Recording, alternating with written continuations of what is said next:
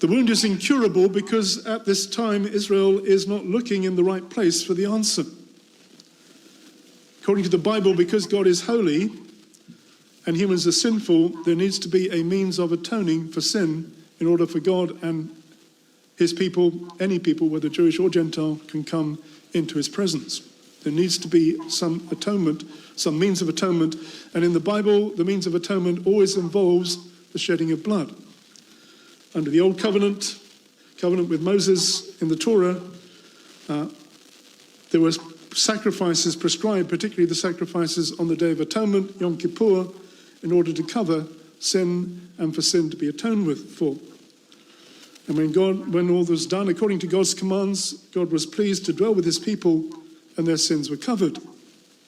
Leviticus chapter 17, verse 11, it says, the life of the flesh is in the blood. It's the blood that makes atonement for your soul. Now, according to the new covenant, Yeshua came as a suffering servant Messiah. He shed his blood to cover our sins and is the final sacrifice for the sin of the world. This sacrifice replaced the Levitical sacrifices and made them redundant.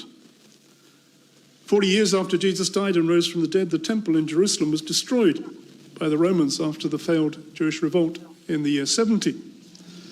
Following that, there was no place to offer the sacrifices and there was no longer a serving Levitical priesthood. Therefore, no atoning sacrifice was available to Israel apart from Yeshua, Jesus the Messiah. And if Yeshua is rejected and not accepted, then there is no covering for sin.